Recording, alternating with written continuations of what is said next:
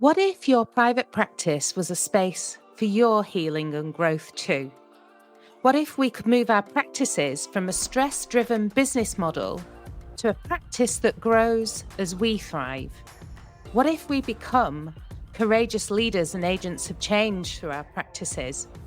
Join us as we explore the journeys of inspiring psychologists who are healing through private practice. Welcome to the Inspiring Psychologist podcast. And today we are talking about embracing support, about the healing power of outsourcing. It may sound like an unlikely source of healing, but this topic really comes up so often when I speak to our clients, which is the challenge of moving from doing everything yourself in your private practice to being willing and open and able to trust and negotiate and work with other people, other suppliers. And it raises so many emotional challenges for us. So today I'm co-hosting with Michelle Minnikin, who is Chief Pirate, I believe. Yes, I'm a co-pirate. Co-pirate, I'm a co-pirate. co-pirate, yes. I had you down as chief pirate. I think that's really like where you stand in the No, hierarchy. Anyway, no. so Michelle is a longtime friend, colleague, and a fellow psychologist who runs the Work Pirates consultancy and is also the author of the book Good Girl Deprogramming. And Michelle, do a bit more introduction of yourself, please. What's beyond that? What is beyond that? There's so much. I was born in 19. No, I'm joking. It's just literally So have a podcast. I'm just thinking, you kind of running your business now for about 7 years, if No. I'm remembering Yeah, correctly. so 2016 I left Yeah, I keep calling it my proper job. This is a proper job. I don't know right, why. exactly. I refer to non-working for Yeah, myself is as yeah. the proper job. So yes, 2016, and then it took me a good 18 months to find you Oh as one yeah, of your you first were people. the first, exactly. So Michelle and I started working together, and I think right at the start of when I started helping psychologists in private practice, which was at the beginning of 2018. And so I've really seen how your practice, your business has kind of evolved and how you brought other people into Mm. your world, the universe of Michelle Minnikin. So tell me a little bit about what you're curious about in terms of this upcoming discussion. What things really kind of strike you about outsourcing and bringing other people in? It's really interesting. So I had this weird thought in my head that when I started working for myself, I had to be super independent, not need anybody, Yeah, not outsource anything, because if somebody else touches it, everything might go wrong. So there was a yeah, lot of that perfectionism yeah, and independence, and to the point where I almost would rather chew my own arm off than asking for help. yeah. So That's a good way to it put it. it's been a period of time that you can't do all of the things all the time without completely No. burning out. So there's a part of that, good girl not asking for help stuff that Ah, was yes. resonating very much with me. And then, Right. um, and that you say it all the time, isn't it? You want to go fast, go it alone. Want to go far, do it together. It's Well, in yeah, but I between borrow yours. it. It's an African saying, apparently, so I borrow that. But it, Why, but I it's was a it tribute is to the you. case. Oh goodness. So, so here we go. So yeah, so it's that, and it's but even looking at other psychologists in private practice and other professionals across the whole board, Mm, um, asking for help and trusting other people to yeah. touch the very it's a very critical thing because this is your means of making money and paying the rent or mortgage or Yeah. so of course you want to get it right, and so many of us wait too long almost Yeah, to that's the do thing. it as well. Definitely. You have to take a leap of faith in other people. Mhm. Um, so today, to help us think about this, I've invited Liz Talago, and I'm going to just invite Liz in now. Liz, you and I started working together because we were thinking about stories in our practices. But I know that, one of the things that attracted me to kind of working with you and bringing you in as, um, a supplier, somebody who's bringing some services into this practice.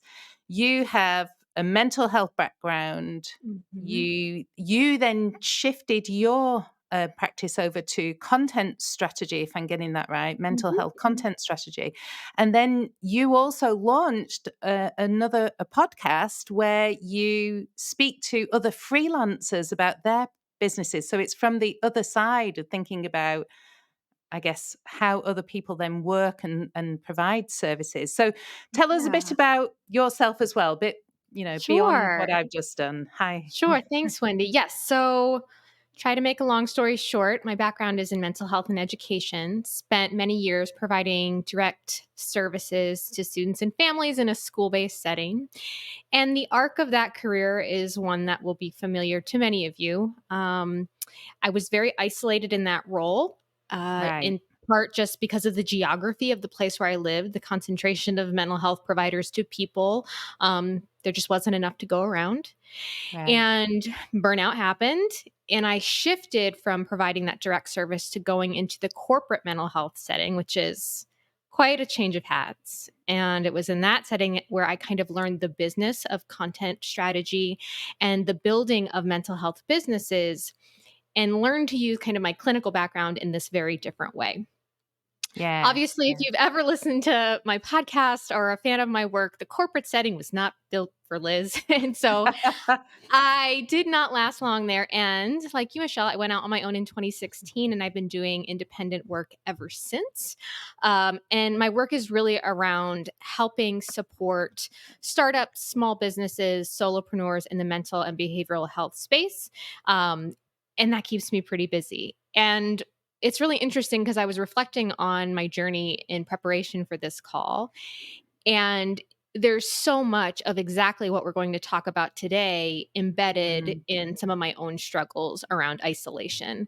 Um, right. on our show, we always say isolation is the enemy. And at the same time, I have this very real experience of creating an independent business. I say in response to the workplace trauma that I experienced. Yes, So either not exactly. having any support and being isolated. And when you're doing things like crisis response, that's really scary, or just not Mm. having adequate support, like watch this video and that's your professional development for the year. Mm, Ouch. And so I had a lot of broken trust around the ways that other people could support me in my work. And over these years, I've had to rebuild my identity as a collaborator, reestablish what I think a healthy collaborative relationship looks like, both as a provider, a supporter of other business, and as someone who hires people to support me in my business. So lots to say on that topic, but I'm excited to be here talking to you, Wendy, especially because we're an example, I think, of when it works really well. yeah. And what better evidence of that than you being a client of mine and a year and change later, we're here having a talk about that exact thing. Exactly, and you uh, you just kind of joined a bunch of dots for me when and Michelle's kind of nodding her head as well, because this whole series has been about healing through private practice, and we've talked about career trauma, and we've talked about how sometimes, as kind of people who are attracted to this kind of field, we sometimes bring a little bit of that wounded healer, at least at the start of the Mhm. journey as well. And yet, for whatever reason, and I mean, you're saying that, based in the USA, a lot of my clients are based in the UK. Michelle's an organizational psychologist. I'm an organizational psychologist. You've got a clinical background. And this is meant to be psychology we're meant to know, I feel like we're meant to know how to fix this. And yet we have still so many experiences of toxic workplaces where we just can't flourish. And then we do, as you said, we come into private practice because it's like the place that we create, which becomes a safe place for us to start flourishing. And then we have to repair the relationships, and Yeah. here we are. Yeah. It can be. Right. But we also, if we're not intentional and we're not careful, we will bring with us some of those ideas, habits, norms that Exactly. we'll end up being again in the career that we ran Yeah. screaming from if we're Yeah. not vigilant about it. So Yeah. ask me how I know. I have a saying, and I don't, and I mean, it's my podcast, so I can kind of say what I like on it, right? But I have this saying, which is, you know, don't be the asshole boss that you left to yourself, you know. To yourself. Exactly. Don't be that person to yourself, and then hopefully also not to your suppliers. That Yeah. that you like you said, we end up repeating some of these patterns inadvertently. Yeah.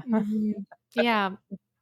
And it's really hard to swim upstream as well. I want to be conscious in making that comment that there is some personal responsibility and self-awareness that's really important, but we are also awash in Yes. patriarchy and capitalism. And I try to be really intentional about not placing blame on individual providers and solopreneurs who are trying to break these systems that are they're so much bigger than us.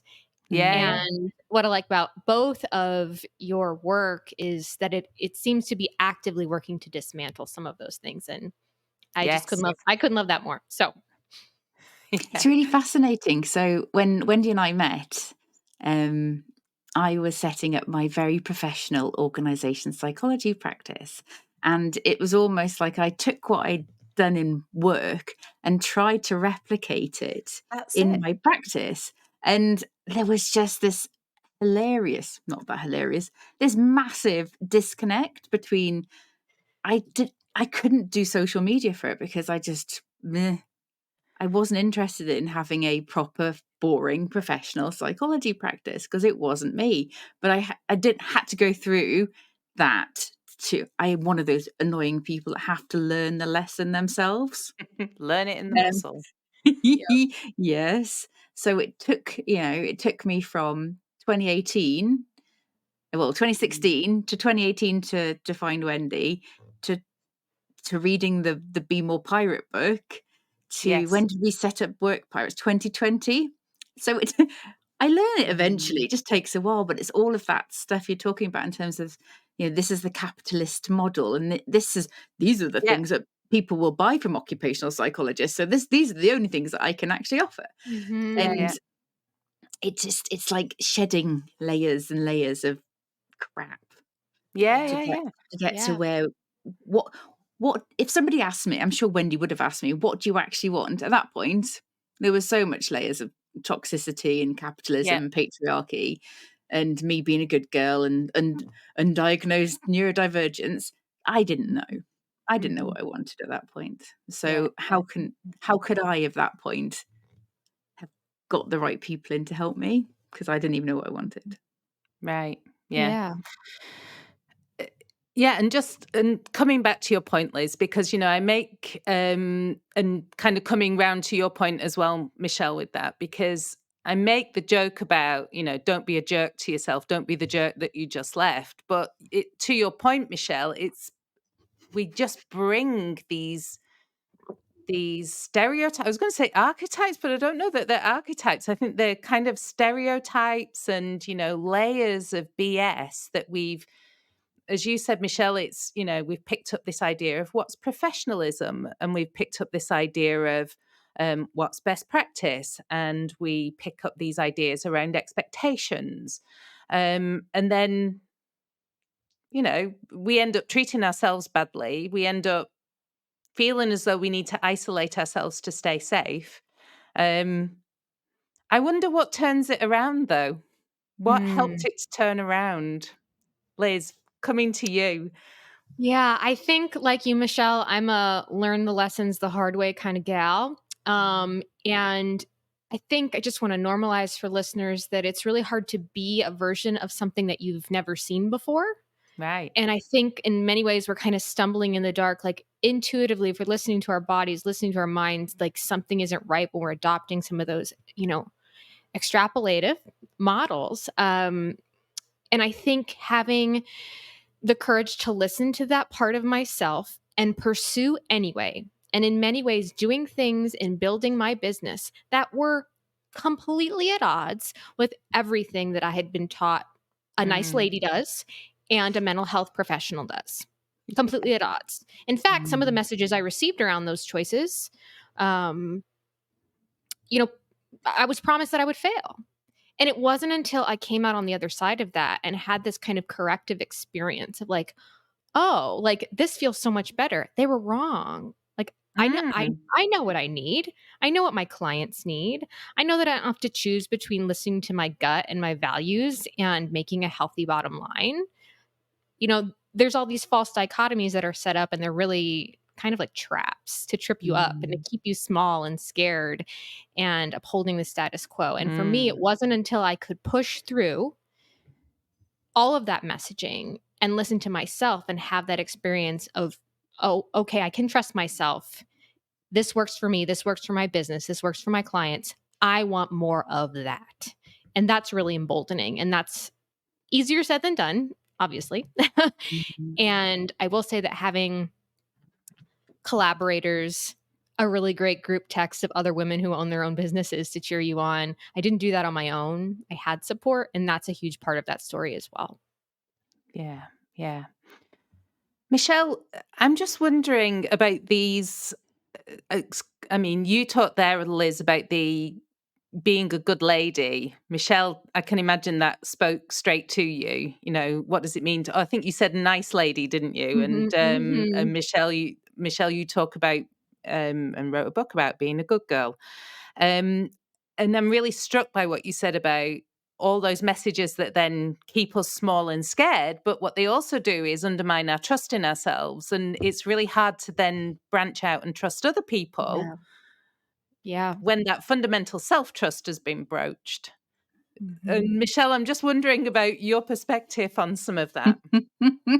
Oh, it's all in the book. Just between Yes, it's us.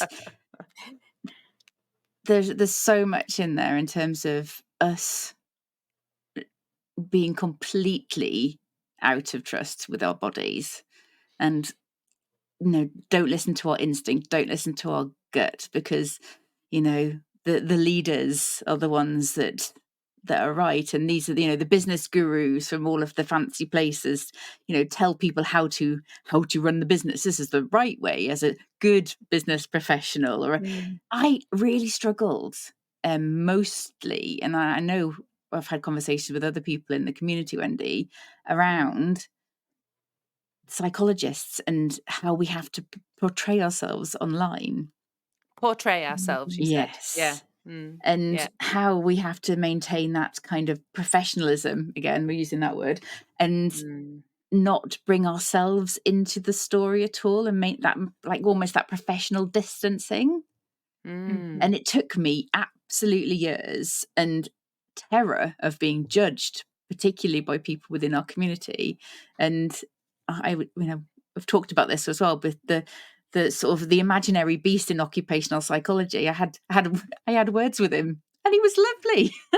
The person Oh, that so many people were scared of, because yes. what happens if this person judges me? And we came up with an interesting angle that we've got a patriarchal authority figure, internal psychology voice that we somehow have picked it up from somewhere, that we're all a little bit scared of. And as soon as you sort of slay that beast, and this chap actually asked me, how do I get me as a critical voice out of people's heads? I'm like, well, you can't. Probably can't. Yeah, so just to kind of share with Liz, obviously, I feel sometimes like the UK is like this little island that where everybody kind of knows one another. It feels a little bit like that inside psychology, particularly. And so, especially in places like LinkedIn or Facebook or wherever, there are people who are known to be what we might call robust challengers of other psychologists. And it had become, there were quite a few people that, I might talk to and so on, who were actually really quite afraid of getting out there online in case one of these actual people were going to kind of jump on them and be rather robust with them. And it was really not coming from a place of intention. As it turned out, that this other person had not intended for that to be the case at all. They thought that they were just, being robust online.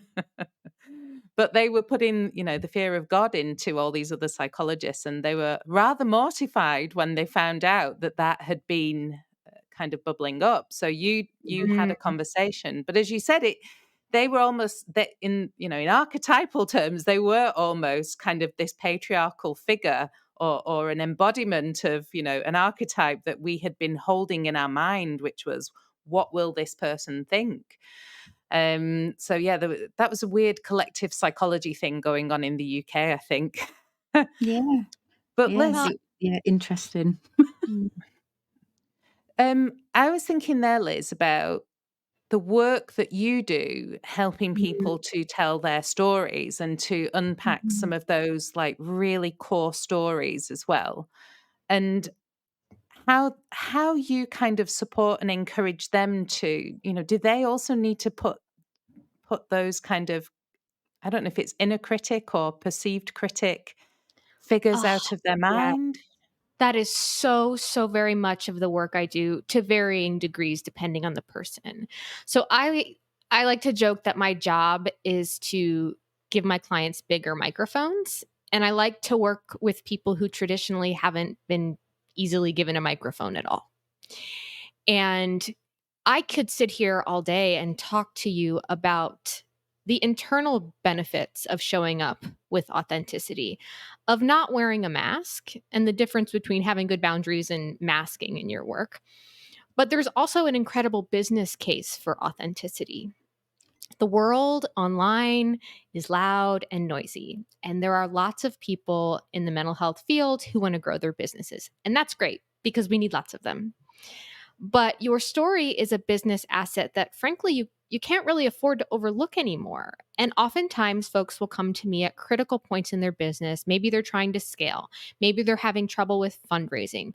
Maybe they want to launch a new product or a new arm of their business, but they're struggling to come easily. They're struggling to sell themselves, essentially, or sell what they do, because that feels dissonant or odd to them. And I think a lot of that has to do with some of the messaging that you've described, that makes people afraid to go against the grain, that makes people afraid to tell their audience not just who they are and what they do, but what they stand for. But really, that's the stuff that sets you apart from the crowd. That's the thing that's ultimately going to fuel your business. But in order to get to that point and to have that language and to start experimenting with sharing those stories, so much deconstruction has to happen around the fear of showing up and not being liked, not being listened to. Who does she think she is? That kind of thing.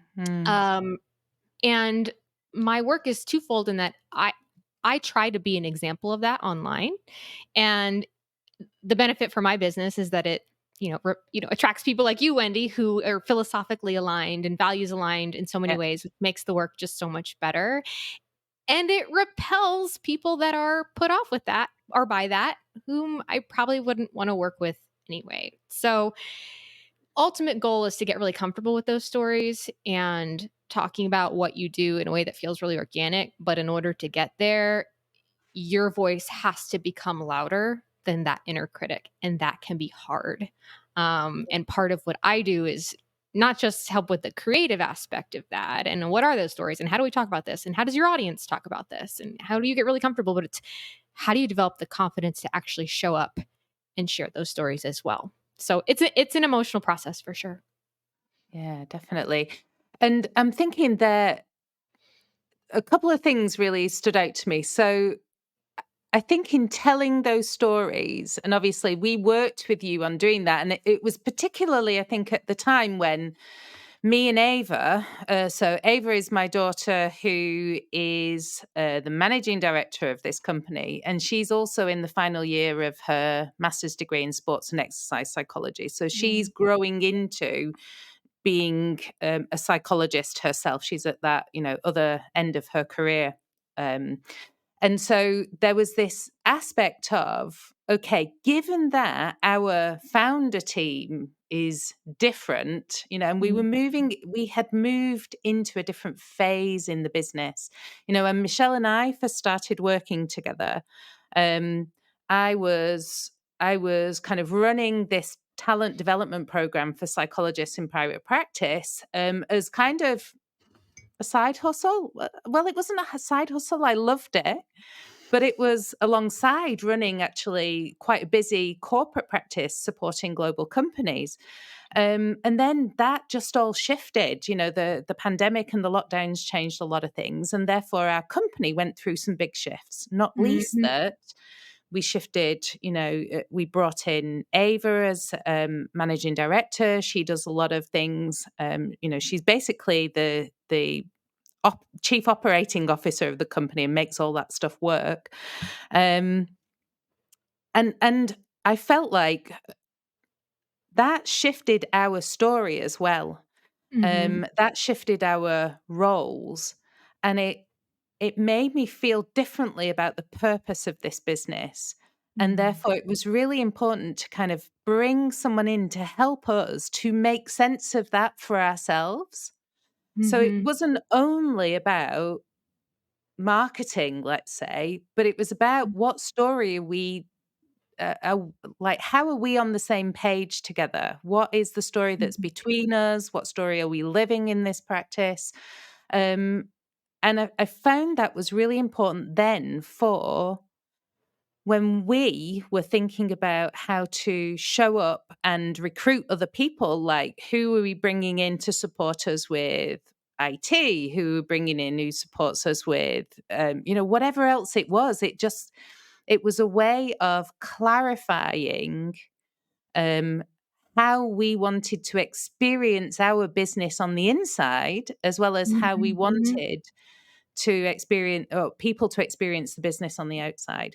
And there was an element there of what you said about, what do we stand for? Like, what is this business about, and the way that we run it, and how are we living our values on the inside of it? And I think from that point of view, that felt then like we developed self-trust, more trust and clarity between one another, like we were both on the same page with it. And then that just helps us to lead better. That just helps us to recruit better, to bring in the right people, to make better decisions. So yeah, it wasn't just marketing, Liz. It was all organization development thing. Yeah. The stories we tell ourselves about our businesses shouldn't be so different Right. than the stories we tell our audience. Quite. To Michelle's point about authenticity earlier, yeah. That external corporate story was just, like you said, it wasn't connecting on the inside or the outside. Yeah. Yeah.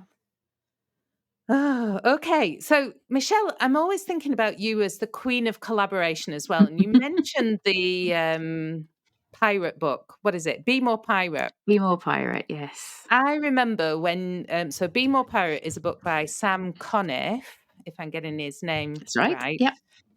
And Michelle I think that was like a real moment for you when, if I kind of look back and reflect on it from my perspective, it looked like a real moment where you plugged into your queen of collaboration strength and you just like messaged this author out of the blue and said, can I set up a book launch event for you in my local area? And he was like, yeah, sure, why not? And then that became that just like opened up so much in terms of collaboration, in terms of the direction of your business.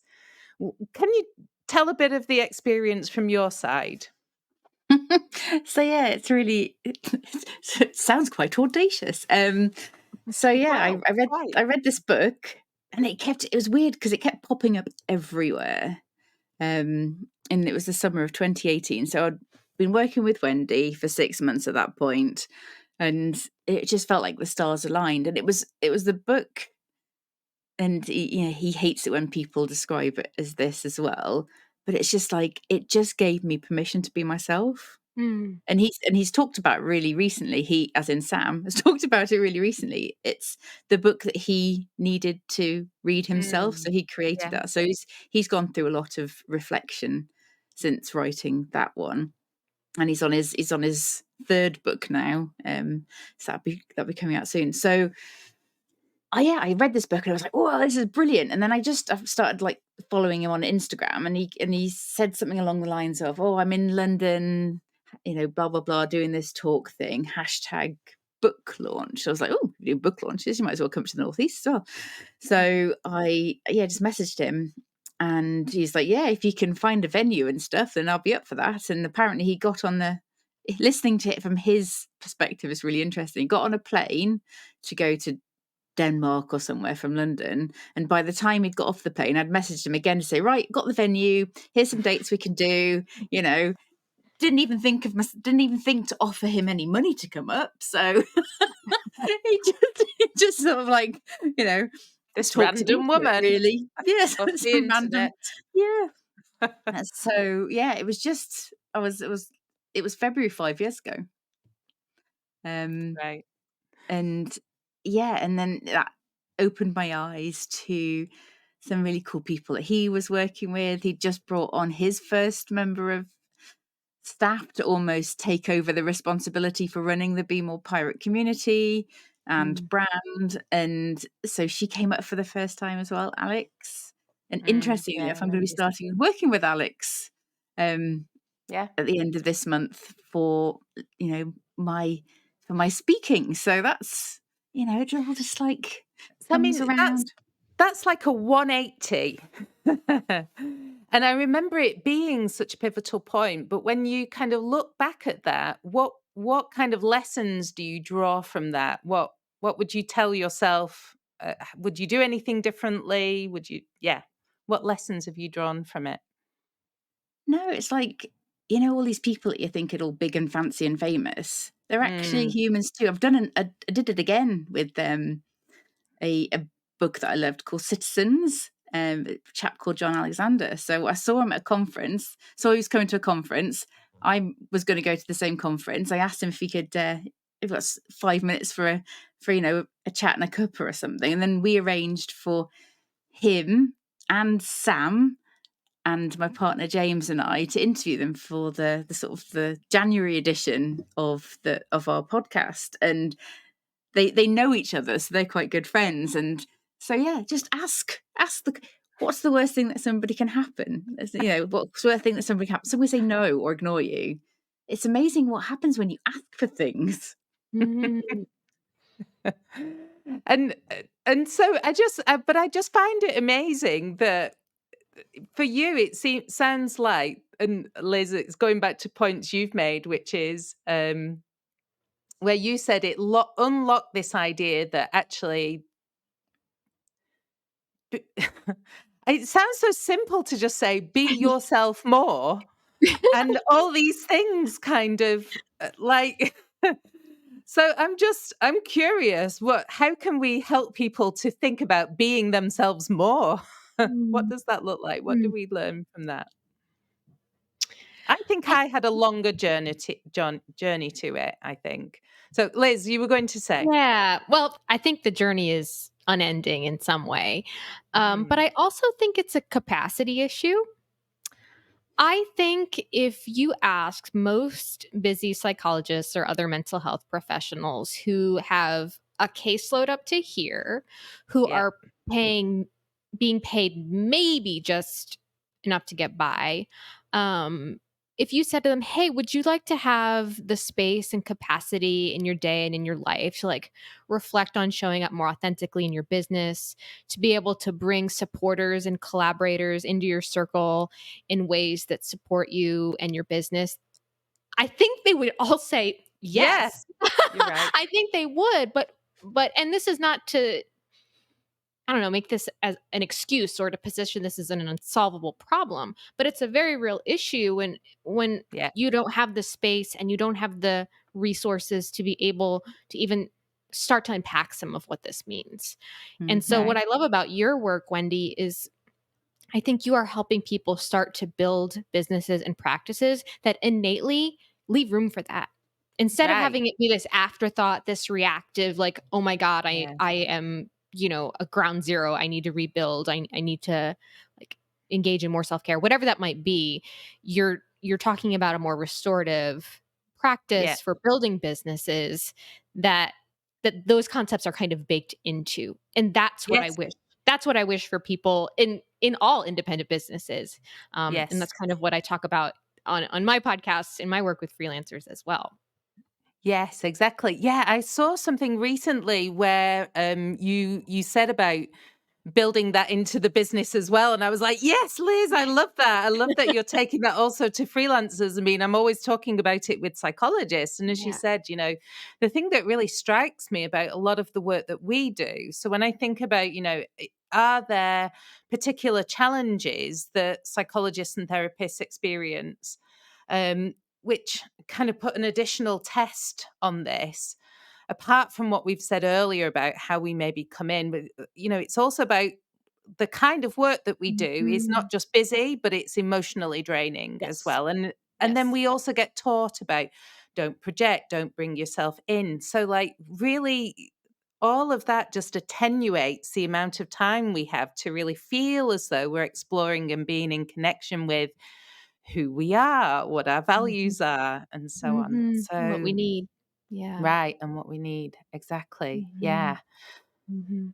I have this question, and Michelle, you pointed it out earlier. Um, and I think, Liz, you've also talked about it in some of your podcasts, which is around perfectionism.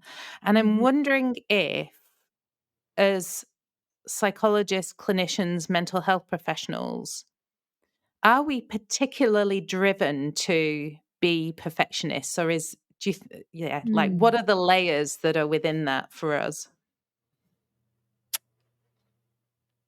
I would say no. And not that that doesn't exist. It exists universally in all professions, but I don't know if I would use the word perfectionism. I think there's what might be more at play is a scarcity mindset Mm. and this other idea that helpers don't need help. Ah. And Yeah. and those myths get us in real trouble. I I Yeah. think if you are a mental health practitioner, you know all about self-awareness, you know all about self-care and emotional bandwidth. Um, and you're probably really good at supporting those ideas with the folks you serve. And I don't know if it's perfectionism that keeps us from awarding ourselves the same grace so much as it is some of these cultural scripts around these careers being more vocational than they are professional, Yeah. being more tied to our identity than other things. And the hard part about that is that's what makes the work so great. It's for many of us a part of who we are. Yeah. And so to imagine giving up some aspect of control around that or appearing ineffective is really scary at a core level that I don't think maybe Mm. translates in the same way to other professions. So I don't know if that answers your question, but that's kind of what came up for me when I I was love thinking it. about Yeah, it. exactly. Michelle, you look reflective there. Yeah, I do think so. If you think about it, in order to become a psychologist, you have to do well at school because you have to do a degree, and then you have to do well on your degree so you can do your masters and all the stupid bloody hoops you have to jump through to become chartered or try to Or get become chartered. licensed and so Yeah, on. Yeah, all of in the that crap. US. Yeah. Mhm. So there is there's almost there's a right way of doing things and a good way of doing things and a perfect way of doing things. And Mm. thou shalt not deviate from the path, because Mhm. if you deviate from the path, then you're not a proper whatever profession you are. Mhm. Yeah. So I think there's that externally imposed perfectionism on us that we then sort of, by osmosis, then sort of carry it around like a annoying backpack full of crap that we then realize that it's not serving us and then we throw it out the window. But it takes a while to do that because there's so much of that external stuff. It's like, we've got all of the bloody rules and they keep us safe and they keep our clients safe, but they're all subject to, interpretation as well. And we're almost indoctrinated into following the path. And if you come off the path, then you're a bad professional. Yeah. I like what you said, Michelle, about external perfectionism. And I think that's kind of what I was trying to get at. That it's we're not flawed perfectionists, but we have been asked to meet incredible standards, some of which I think are almost impossible for any human to maintain over the long haul. I can remember being in my graduate program and people who, a couple people who were academically very proficient, so good at school, were still removed from the program because they hadn't met certain like interpersonal skill development bars that didn't seem super cut and dry to me, because there's all this gatekeeping, which I'm sure you're familiar with, that is supposed to be designed to protect the people that we're ultimately going to work with. So I get it. But if that doesn't inspire fear of stepping outside the lines, I don't know what would. Exactly. And when I think about some of the main challenges that people talk about, so, in practices, it tends to be initially things like the admin burden that is just on top of people. And this, as you were talking about, these unrelenting high standards, and also, that sense of punitive oversight. Like if you make a wrong step, then you can be in deep trouble. And I think just that fear keeps people locked in, even being really concerned about letting something as simple as, scheduling or something like that, even getting quite simple. But the administrative burden is really high on people to run an effective practice.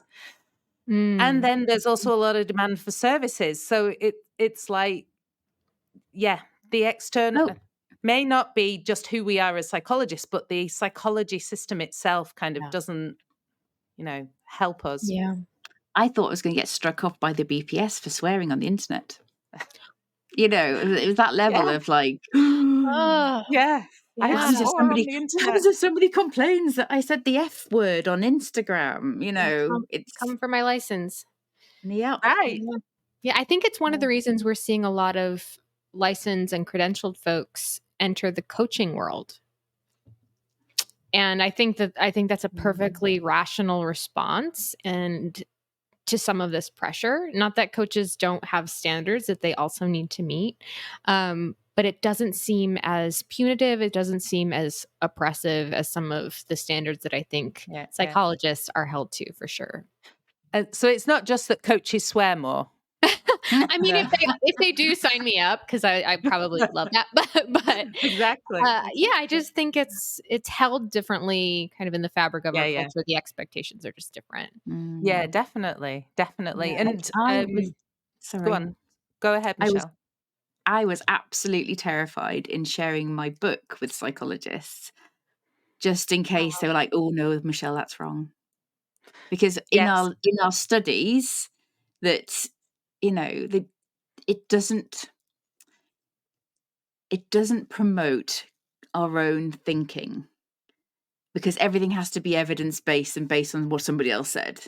So we're almost outsource our thinking to this research and that research and the other research. So, we automatically assume, because, we can't reference our new thinking, that we are, somehow wrong.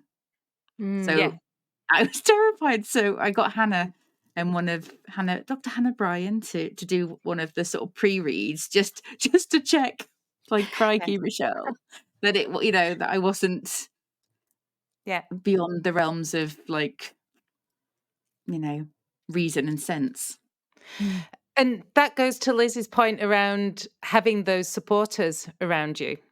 Mm-hmm. When we're thinking about doing things differently, breaking out. I mean, the tagline of this podcast is around breaking the mold of private practice. That's, one of the things that we really want to help people get more flexible about, because the rigidity seems to promote more rigidity. When I think about, and goodness, as an organizational psychologist, we're constantly talking about the need for agility and flexibility and responsiveness and all of those good things, because the world is much more volatile, uncertain, ambiguous, all of those things. And yet we've stayed in these little static kind of structures that, to keep ourselves safe, to keep our clients safe. But actually things need to things need to loosen up and let a few more people in. I would ask both of you the question, what do you think is the difference? So this sounds like an exam question now, it's not meant to be. What's the difference between outsourcing support and bringing in new employees or business partners? Like, would you think about those things differently? It's a proper interview question, that. Isn't it? When I think of outsourcing, I think of it in a more like finite sense. Like, I am a word person. I am not a graphic designer. My medium of Right. choice is the Google Doc, not Adobe. So if I need something designed, for example, which I often do, I learned again the hard way that could I do this? How much time will this take me? Oh, it's much easier for me to just hire a graphic designer who I trust to help me make my work better. That person doesn't necessarily interface with my client. They're just doing this targeted, perhaps one time or every once in a while task for me that helps Yeah. my business move forward. When I think about collaboration, and I do work with a creative collective, and they're called Strange Salt. And it was founded by my podcast co host, Jamie Cox. And that to me is more of an example of what I think of as like true collaboration, because we come together, we bid on projects together, we're all on the client calls, we're all very value aligned. And so we refer work to each other. And there's much more back and forth kind of give and take versus Yeah. kind of this kind of task based thing. So that might be oversimplifying it, but that's kind of how I think about it. Yeah, no, and that question, can I do this? Tell me a little bit more about that question. So what, when you're thinking about, because maybe you could do the thing, but maybe Mhm. you shouldn't do the thing. Like, what is your thinking process around whether you bring someone in to do a task that you could do Yeah. or whether you outsource it? Yeah, I mean, in the early days of my business, I didn't have the margins to outsource. Sure. Yeah. And in order for me to win work, I had to have a more flexible offering that included things beyond my favorite parts of the project. Um, Right. but as I grew, I got to this kind of weird place where I could afford outsourcing, but I was still scared to do it because there's a loss of control. Um, Yeah. that's an issue that I will continue to struggle with probably my whole life long, but my business is mine and it's so precious to me, and I've worked so hard to make it into this thing that I love that feeds my mind body bank account, and I don't want to compromise it in any way. And I've made a poor hire. I've had that experience of like, oh, this wasn't a fit. Oh, this is going to take me twice the amount of time to fix this. And I think those experiences of messing up are what make me more comfortable with it now, because the sky did not fall. My business did not shutter. Yeah. I'm okay. um, and so I was able through that, I think, to remove this ridiculous expectation that it's always going to work out great. It's not. And that's Right. okay. But learning that, you get better, you become more savvy, and you figure out, the best type of fit for the type of work that you do and the type of business that you have, and you make less of those mistakes moving forward. Exactly. That reminds me of the whole rupture and repair thing, Mhm. right? In Mhm. relationships, we Yep. know sometimes, inevitably, it's not gonna Yeah. be right, and then it's like, "Okay, how do we kind of repair that and Yeah. Yeah. bring it round?" Michelle, I'm gonna come to you with the exam question about, the different experiences of kind of outsourcing bits of work or deciding to bring someone in. 'Cause you if I could say it like this, you brought someone in to help you with podcasting, and then you made them your life partner. That was a Wasn't It you wasn't I quite know? have the to hear this. same. I think it's mostly the other way around. So yes, when Wendy and I met, I was just coming out of a really awful relationship with a business partner who I definitely shouldn't have gone into business with. It was a massive Right, mistake, but yes. I was able to moonwalk out of that, luckily, and without too much. Well, there was probably lots of trauma, but financially it was fine. Um, so I was very, very what could only be described as probably more so like precious about who was Mm. gonna like touch my stuff. And touch my stuff, hilarious. Right. So I started a Trust you to networking. lower the tone. I No, I'm only always joking. lower the tone. Um and it's really funny. My child's got my sense of humor, so everything's hilarious now. Oh, yeah, 'cause he's a Mhm. teenager now, yeah. He's a teenager now, and it's everything's funny. So I set up a networking event called LinkedIn Local. So I had the Newcastle chapter, as it were, and I met James on there. And James, one of the first things that struck me with James is he has the most beautiful voice that would not be out of place on That's some true. kind of smooth radio Mm. station. And there's I'm going to talk to all of the bored housewives with my lovely voice. And so he was so starting a podcast with him, it's like our first podcast, was a way of testing, because testing to see if we liked each other and could work together. And of course one thing led to another. And yes, he he kind of joined. We started our own little podcasting hobby, happiness business thing. Realized it was a really expensive hobby, and he was helping with bits and pieces of my previous psychology practice. But when we set up Work Pirates, it was me and him, and we literally sat down. He's a Gallup certified strengths coach, so we literally did our right, we're going to have like a dual form of governance here, because that's what pirates do. They have a captain who's in charge when things, to Oh, set the yeah. strategy. And You Mhm. adopted the pirates code in we your did, business. we You Mhm. did. did. And then the quartermaster that sort of looked after all of the, the culture and the people. There's sort of the day-to-day person in charge, and then the strategic person when there's a crisis.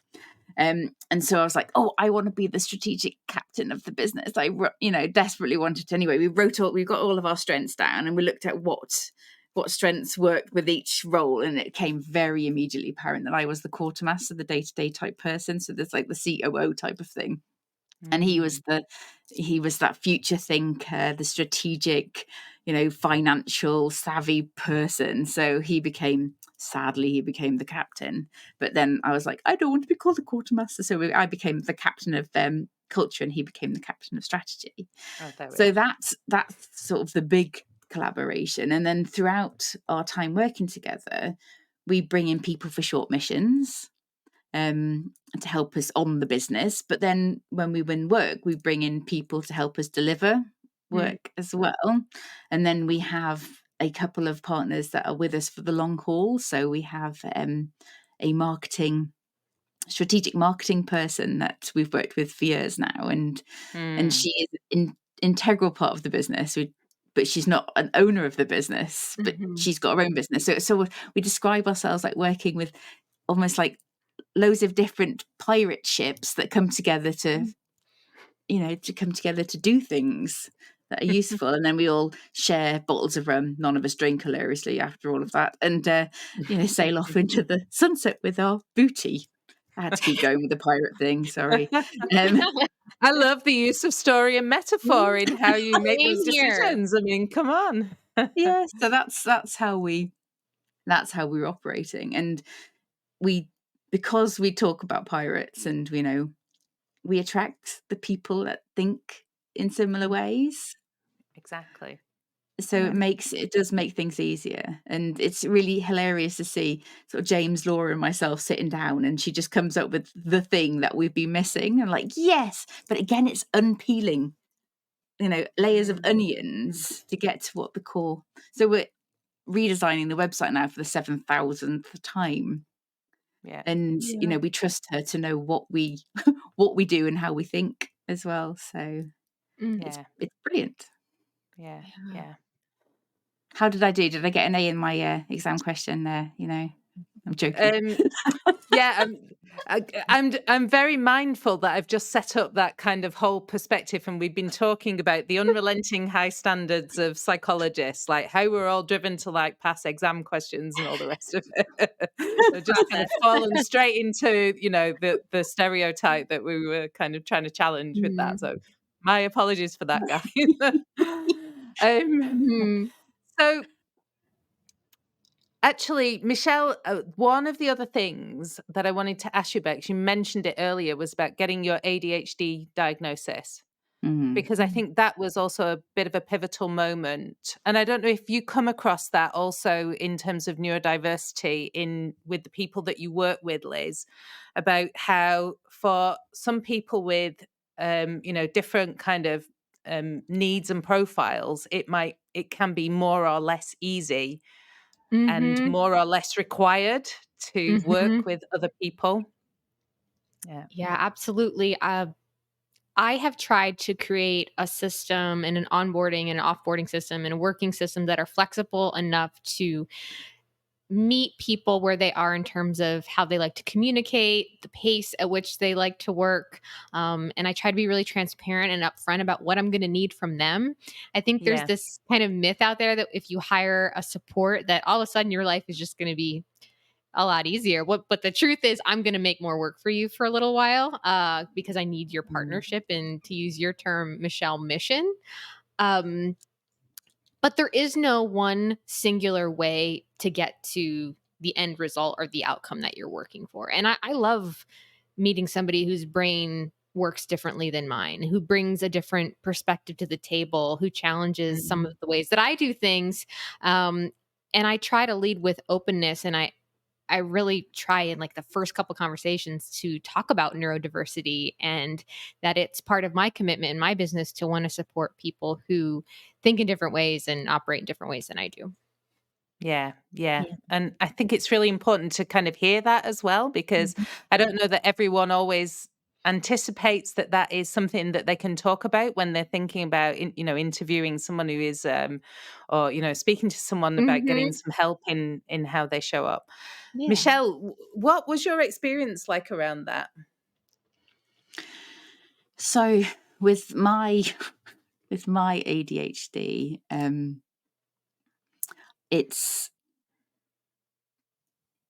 it was almost I was going around in the world without knowing the kind of key fact about myself, just Mm. always feeling a little bit on the edge, a little bit like an outsider. And honestly, at that point, if you'd asked me what I needed from anything, my response to how scary the world was generally a fawn response.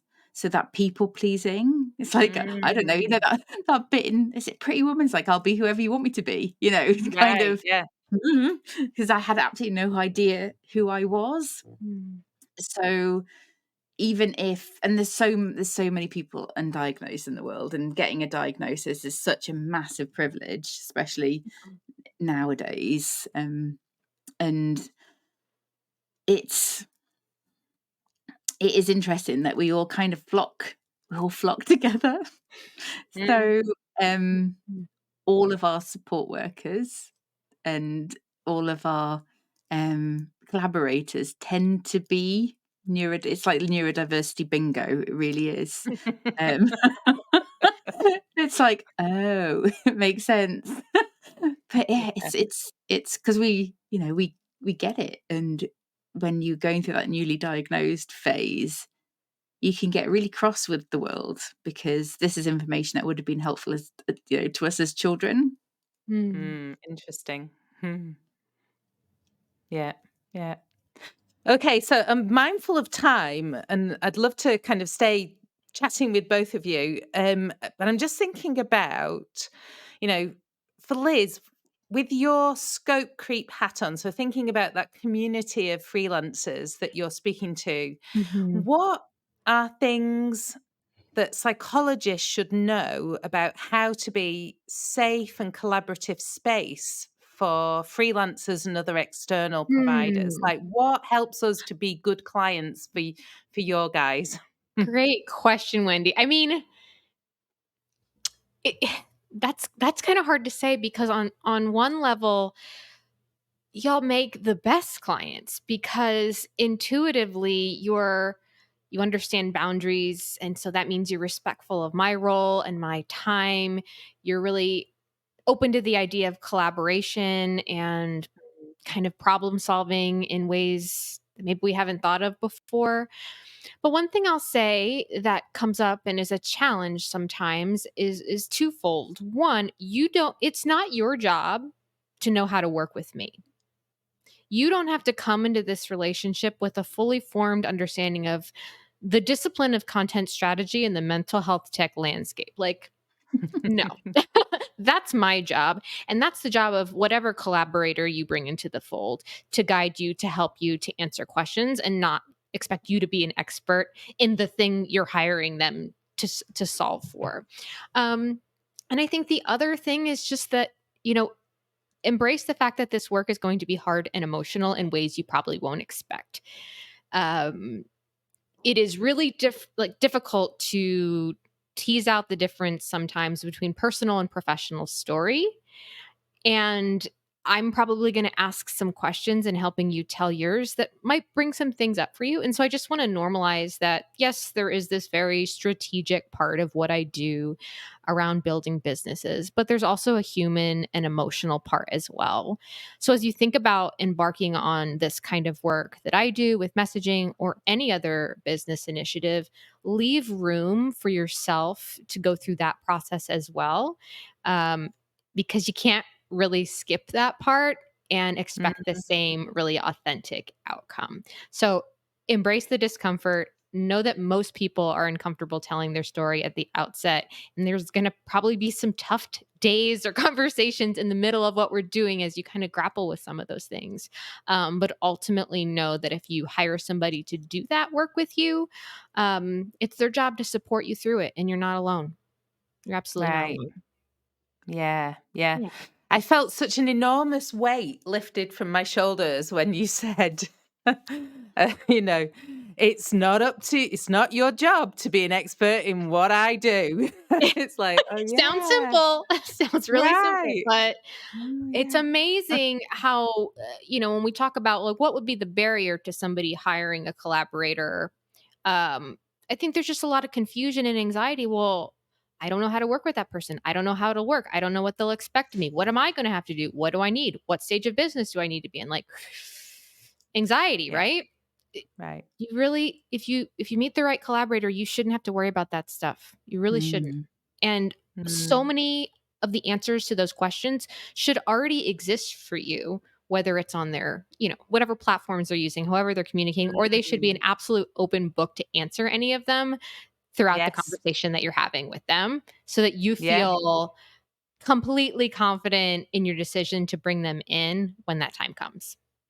And I Mm. remember now, I grilled you a bit when we were thinking about working No. together. I did. You I It was was like, great though, because you had a ton of questions, and I have to tell you, like, that back and forth with you made subsequent onboarding conversations better for other clients because "Oh, great." you showed me some ways that I could be better and more transparent and more proactive in the way that I communicate. We all know that we're so close to our own business. It's hard to see Mm. things sometimes. And so to have that outside perspective and to have someone trust me enough to say like, I need to kick these tires a little bit and better understand how this is going to work, what it's going to look like, what am I going to walk away with, what's the impact of this going to be, what can you promise, what can you not promise. Yeah. I learned a ton, and I respect you for it so much, as a collaborator and friend, because it ultimately made my systems better. Yeah, and it was I really appreciated like how you responded to those questions as well, because I think, I'd done the thing of I went back and just said, "Oh, can you explain that?" And then Mhm. Liz explained something and I'm like, I still really don't feel as though I've it's not that you hadn't answered it or tried to answer it. It was just like, have I asked the wrong question? Like there was my internal Oh, you process need going more. on as well. Yeah, yeah. And you were so like, it's really not a problem. I'm really just want to hear, if you've got anything in the back of your mind that is still unanswered, please do kind of share it with me. And Yeah. I think there are aspects of that experience that I also think about when I'm writing to clients, thinking like, I know Yeah. sometimes these things might not make sense. So really, really don't hesitate about asking a question. I really want to hear it. So yeah, fabulous. Overall question, what else would we want practitioners to know about working with external providers in their business? I'm going to come to you, Michelle. Oh Oh, boy. sorry. No, Liz was like she was right She's on it, there. wasn't she? She's on it. She's on it. sorry, you're just speaking my language. No, I want to hear from Michelle. Okay. I think it's that managing expectations. So that's kind of the thing that went horribly wrong with my first business partner, is Mm, not having that this is what I'm going to get from you and this is what I'm going to give to you, and having that in writing yes, so do it's that. clear. Yeah, Yes. so that it's all about expectations management. And then listen, if you are feeling like boundaries, if you are feeling resentful towards the other personal situation, there's something that's like squishing your boundaries with it. So Mm. listen to those things and don't let things fester. Yeah. Because I was so guilty of, yeah, that's fine, thinking, oh, this is pretty shit, I'm gonna have to do it myself. So it's, yeah, don't be afraid to send send stuff back if it's not what you were expecting as well. Don't just accept Yeah. it. And yeah, asking, I love how many questions you must have asked, Wendy. Um, I don't know. I mean, I think ultimately it probably wasn't it wasn't like 20 questions or something, but I think I probably went back maybe 3, 3 or maybe so. 4 times. Yeah, yeah, exactly. And so, whereas I might have felt uncomfortable at a point of asking, well, I would have asked once, but even by the second time, I might have started to feel uncomfortable. Back in the day, let's say, but I really felt like there were things about working with Liz that I really wanted. Like I mm, really wanted to kind of understand some stuff, because I was really quite sure that Liz was a good fit for us, and so that kind of also encouraged me to just go back another couple of times and just be a bit more, yeah, sure but it's about it's it. almost how to deal with the tire kickers who are trying. I'm sure this happens to you, Liz, and I'm sure it happens to you, Wendy, that just want to get all your information out of your head for free and have Yeah. absolutely no intention of working with you. So how it's like almost how do you Oh, prevent? lead qualification, right? Um, Mm, Mm, that's tough. And I have to constantly think about, how can I streamline parts of what I do just to be more efficient. But at the end of the day, there's no replacement for getting on the phone and talking to somebody. And I do have like a little questionnaire. Like if someone wants to book a content strategy call with me, I do those complimentary, like 30-minute calls for people that are interested. They have to give me something. They have some information. They have to tell me a little bit about the problem they're trying to solve, what's important to them, their budget, and things like that. And so I think that does a little bit of sifting for me. yeah, But different people need different types and amounts of information. And I think it's important to remember what we do isn't this simple, concrete thing that you can explain in one that's true. sentence. it's not You building know, a wall. if I need an oil Yeah, change, I'm going to go get an oil change. And I'm pretty sure and then that's a very important service, not saying that to demean it at all. But yeah, I can wrap my head around it a little bit easier. But when someone yeah, says, content strategy or coaching or some of these things that are just a little more gray, I think it becomes harder to have just one conversation and have someone totally understand everything that you do. I don't think it's possible. Right. Yeah, Yeah. exactly. So, Liz, we interrupted you because you had a breath and you were like going to come in. And Yes, I don't thank know if you. the moment has passed, but No, yeah, so the I was question just was, yeah, I just want to put this out into the world as a request. Because I think one of the challenges for psychologists and other mental health folks in growing their business, they don't know what collaborators exist and how those collaborators might be able to support them. that's And true. I wish there was like Mhm. this hub where I don't even know if it would be like a directory or like how you could set it up so that people knew that there were these supports available. Yeah. We all do our own marketing and we try to build bigger We're all microphones. creating a project now, We're you know, because trying. you've got I know. Did I two just other do that? people on this call that we're like, we could do that. We could I definitely do know, that. I No, know. anyway. That's kind of why I'm saying it. I just think Yeah. there are big problems that are really hard to solve, and then there are simpler ones of just like awareness and centralized information. Because when you go to school for psychology, they don't teach you like and there are these specialists who can help you grow your private practice in this certain way, or they're marketers, Yeah. or and it's not their job again to know that we exist. And I think there's Right. more that the community of collaborators could do to help folks understand the ways that we can support them. Yeah. That's a really great point. And now I've got my thinking hat on about what are the ways in which, no, because we have clients that ask us as well, and the whole referral network is definitely a thing. Mhm. I absolutely agree with you. There must be ways in which we can get that kind of ball Mhm. rolling. And Yeah. I mean, heavens above, we'll all be helping one another to kind of all grow our businesses. Yeah. I'm about the ecosystem. Same. I don't want to see this stuff kind of all centralized and controlled by somebody. I feel like, the more that we kind of have a really healthy ecosystem of providers, Yeah. the, you know, all working with one another, then we don't need to, I don't know, keep on giving our money to Jeff Bezos or something, kind of Exactly. people who are cutting it out the middle, right? Better Mhm. for us. Um, Thank you so much for your time today.